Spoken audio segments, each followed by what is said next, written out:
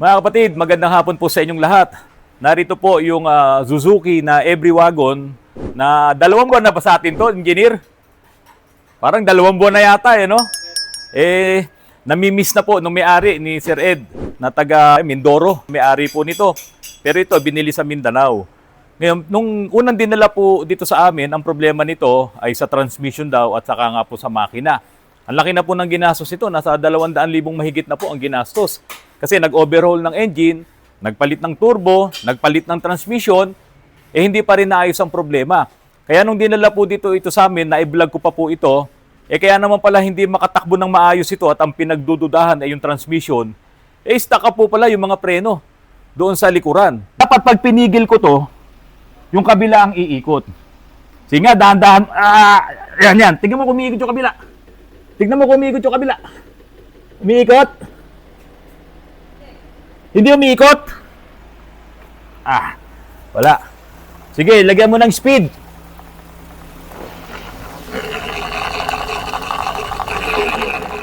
Sige.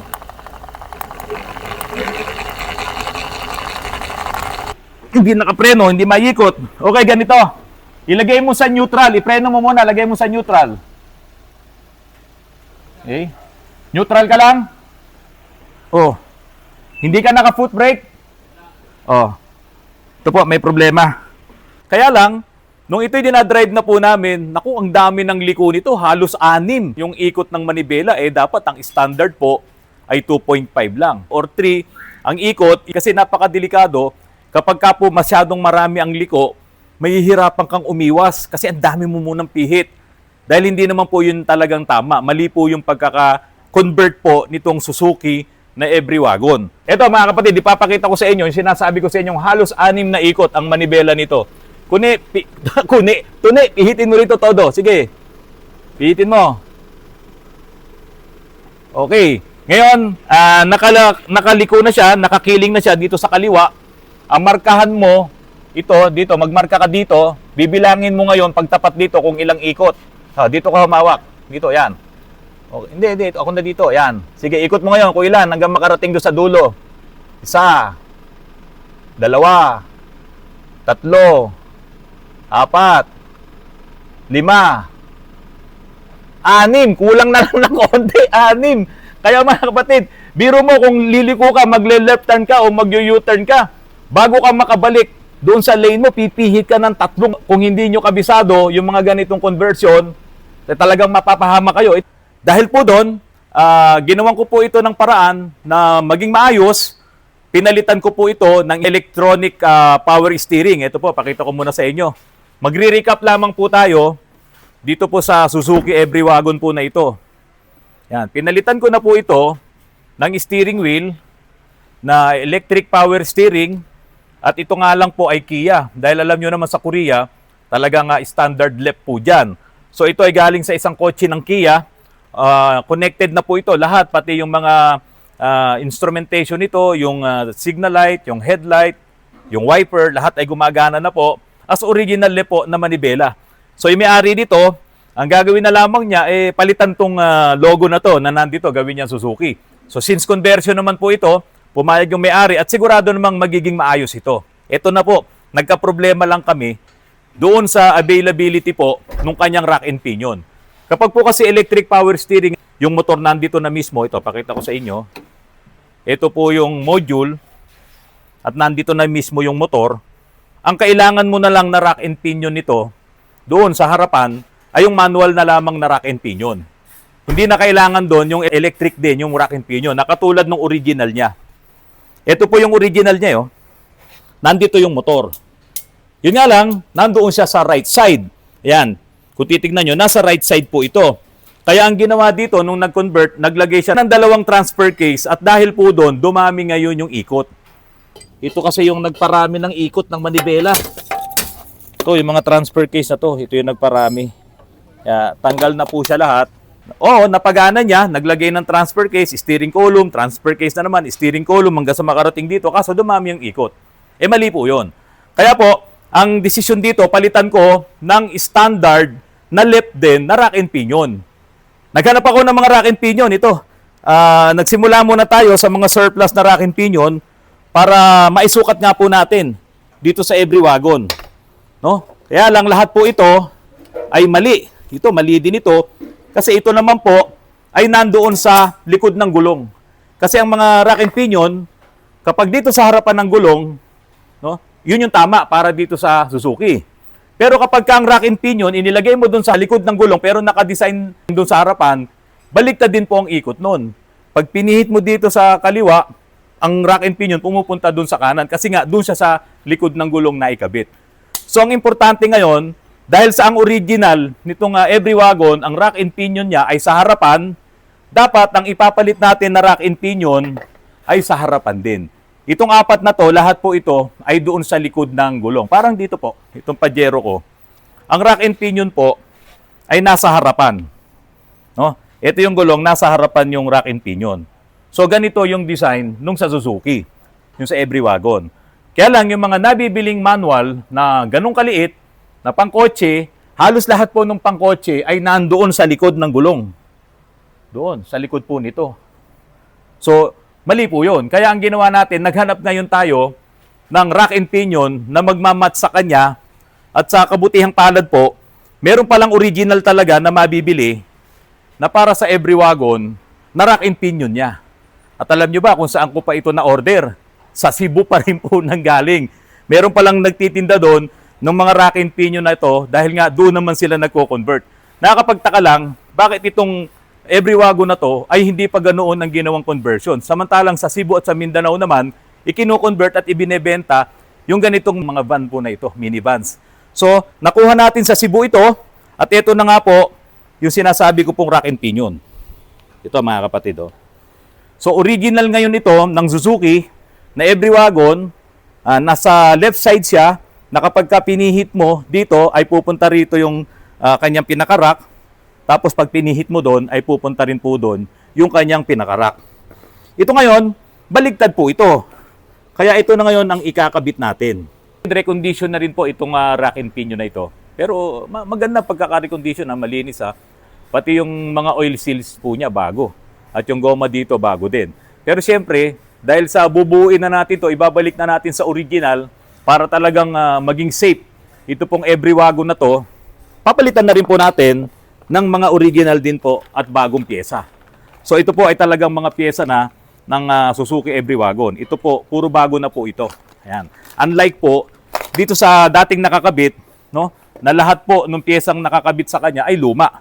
Dahil nga po, ikinonvert lamang talaga to, yung dating original na galing sa Japan, na nasa right po, yung manibela, binaliktad lamang nila, inilagay sa left yung manibela, at naglagay sila ng mga conversion. Yun nga tinatawag natin mga transfer case. Pero, hindi po sila nagpalit ng mga importanteng pyesa na to. Yung pagdating sa safety.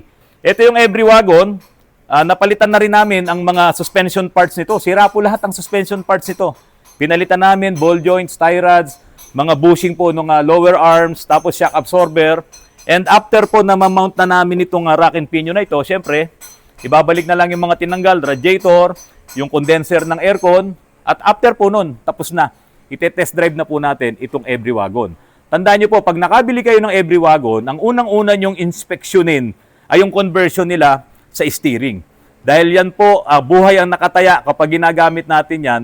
Kapag mali ang conversion, talagang delikado, baka po kayo ay maaksidente, baka po kayo ay mapahamak. Mga kapatid, narito naman po sa harapan ko itong Toyota Light Ace. Ang problema po nito, ay ito, tignan nyo, ang laki po ng wego. Oh. Ito po ay naka-rack and pinion na rin po ito, pero manual. Kaya ito po ay medyo mabigat talaga ang manibela. Pawis steering, ang tawag nga po natin dito. Pwedeng ang problema nito ay doon din sa rack and pinion at doon po sa transfer case. Ito po ay gumamit din ng transfer case. Kaya kung mapapansin nyo, itong steering column pumunta muna doon, pero ang rack and pinion niya ay nandito. Kaya ang nangyari, nagkaroon ng transfer case doon, saka palang bumalik dito yung part pa ng steering column na papunta doon sa rack and pinion. Papababa ko ngayon, yung transfer case nito, i-check natin, and siyempre, i-check na rin po natin yung rack and pinion. Kaya lang, ang gusto ng may-ari nito, dahil senior na rin po siya, kung pwede daw po bang gawin na ito ay electric power steering. Sabi ko, pwede naman, basta maghihintay po kayo. Oh, ang tindi ng wego nito, pati pala dito, meron na rin problema. Yan ang mga issues kapag naluluma na po ang ating mga sasakyan. Dahil sa may sentimental value itong mga ganitong sasakyan. Sa totoo lang, maganda pa ang itsura nito. Pag mamaya ipakita ko sa inyo yung kabuuan nitong sasakyan, i-maintain pa rin at gusto pa rin ipagawa ng mga may-ari. Lalo pat itong mga may-ari ay mga seniors na ayaw na po nilang bumili ng mga bagong sasakyan. No? Ito ay ginagamit nila pantupad, mga kapatid. So, nagluluko na po ang karburador nito. Ito po ay 5K na engine. So, ang sabi ko sa may-ari, total may nabibili naman ng mga bago na mga carburetor. So, pinalitan ko na po ito ng bagong carburetor. Mas okay na yan, mas reliable na yan, kaysa ilang paulit-ulit na ginawa itong karburador na ito. Biro mo, 1994 pa po ito, yung model nito. Tapos paulit-ulit nang ginagawa yung karburador. Sabi ko, masyado nang laspag yung karburador, kaya magpapalit po tayo ng bagong karburador. Mas mura at mas sigurado na hindi magpapaulit-ulit yung problema. At magiging mas matipid pa po siya sa konsumo ng gasolina. Hindi gumagana yung speedometer dahil nga po putol yung kable. Ito po yun, Kaya pag kami nano-mano ko rito, ayan, gumagana siya, Okay? Ito po kasi ay manual pa. Naputol yung kable kaya nagpapabili tayo ngayon ng cable. Kailangan talagang tiyaga din sa paghihintay dahil yung mga pyesa mahirap hanapin. Tulad nitong cable na to, walang available dito sa Antipolo, kaya nagpapatakbo pa po tayo ngayon sa Banawe. So yun po mga kapatid, kapag naluluma ang sasakyan, pero gusto pa rin nyo ipagawa, ang nagiging problema talaga natin, yung availability ng parts. Hindi po sa lahat ng pagkakataon, may nabibili tayo mga parts nitong mga pyesang nasisira po sa mga luma nyong sasakyan. Kung titignan nyo, talagang maayos po, 1994 model. Kaya yung may-ari nito, hindi mo siya maaalis na ipaayos to dahil nga makinis pa yung kaha, maganda pa yung kaha, wala pa po talagang bulok. So kung ikukumpara mo to, itong si Light Ace, tapos kabin naman niya, si Every Wagon, ano pipiliin nyo? Kung halimbawa, merong magbebenta sa inyo nitong dalawang sasakyan na ito. Alam nyo, ito, ang mga bentahan na lang ng mga ganitong Light Ace. Naku, nasa less than 100 na lang ang bentahan nito Kaya kung ito nga ay ibebenta sa akin ng may-ari, bibiling ko po talaga to. Pagagandahin ko to, nakatulad ng mga bagong mga Grandia ngayon ang magiging forma niya. Balik muna tayo sa internal combustion engine, matapos yung mga electric vehicles natin na binablog. Pero sa susunod po, pag natuloy na, yung usapan namin ni General na ako po ipapakilala niya doon sa Managing Director po ng Jetour para makapag-test drive po tayo ng mga electric vehicles po ng Jetour. Okay, mga kapatid. Ito naman po ay Honda Civic, mga kapatid. Umaandar po ito, gumagana to. Kaya lang sa sobrang daming tagas ng langis dito sa makina, yun po ang ginagawa namin ngayon. Mga oil seals, mga gaskets, mga papalitan, mga hose, tulad nito, napalitan na po itong mga hose na to. At mga O-rings ng kanyang mga injector. So lahat po, nung nagtatagas, yun ang aayusin. Sa may-ari po nito, hanggang ngayon, kahit paano, kondisyon pa yung engine nito, bumibili ba ko sa mga ganong klaseng may-ari kasi naaalagaan pa rin nila yung mga ganitong klase ng mga sasakyan. Ito kasing mga Honda na to, ito yung paborito ng mga binatilyo ngayon, yung mga teenager, na talagang ito, pinapalitan nila ng mga malalaking makina, yung mga double overhead cam, tapos ito nga yung pinang-racing diyan sa Marcos Highway. Pero para sa inyo, napakadelikado nun, huwag kayong magkakarera diyan sa mga lugar na yan. Unang-una, yan ay binabantayan ng Highway Patrol, baka kayo'y mahuli. Kaya ito pong sasakyan na to, mainit po ito sa mga HPG. Kasi nga, may mga kabataan na pinapalitan nila ng makina, hindi naman nila inaayos ang registrations. Kaya po ito talaga, pagka nakita ng mga otoridad na ang bibilis na tumatakbo, talagang pinapara po yan. At hindi sila nagkakamali, pinapalitan nga po yung makina. Kaya karamihan po ay nai-impound. Ang may-ari nito, isang magaling na construction na contractor, sabi niya, Randy, ayusin mo lahat yan, kung ano man ang mga papalitan ko, anong mga gagastusin, bahala ka na, basta ang gusto niya, ma-maintain at maibalik sa dating ganda itong kanyang Honda Civic po na ito. Mga kapatid, maraming salamat sa patuloy na pagtangkilik niyo po sa aking channel. Lagi po tayong mag-iingat sa ating mga pagmamaneho. Pero alam niyo, ako kagabi, pauwi na ako, binangga pa po ako ng isang Innova. Pakanan na po ako doon sa gate ng aming subdivision, nakasignal naman ako at mabagal po yung takbo, bigla na lamang pong may tumama dito. Ito, kita pa yung kulay, Ayan, kita yung kulay ng Innova niya, pula po kasi yun. So tinamaan itong bumper na to, na-damage itong taillight, pati dito, nag-crack dito, yung taillight. So mapipilitan tayong magpalit ngayon ng mga na-damage na yan at magpapintura. Nakatulog po kasi yung driver, isa po siyang Koreano. Nahirapan kaming mag-usap dahil parehas kaming mahina sa English, mahina din sa English. So sabi ko na lang sa kanya, bayaran na lang niya ako, pinakita ko sa kanya yung presyo ng replacement nito, replacement lang. No, diyan lang tayo kukuha sa Banawe. Pumayag naman siya, tapos ito sabi ko, pipinturahan ko na lang yan ng isang buo, pumayag na rin siya, kaya hindi na po kami nakarating sa presinto. So yun mga kapatid, yung disgrasya, hindi mo yan may iwasan talaga, yung mga aksidente. Pero mainam po talaga, tuwing tayo ay magmamaneho, tuwing tayo ay sasakay sa ating mga sasakyan para magmaneho at bumiyahe tayo, lagi tayong mananalangin na maligtas tayo sa mga aksidente at kapahamakan. So yun nangyari po sa amin kagabi, pagkatapos namin magbantay, pauwi na po sa bahay, mag-aalas 12 na po yun, hindi po talaga sinasadya din nung nakabangga sa amin kasi po nakatulog po siya. Mga kapatid, maraming salamat po sa patuloy na pagtangkilik niyo po sa aking channel. Magandang hapon po sa inyong lahat.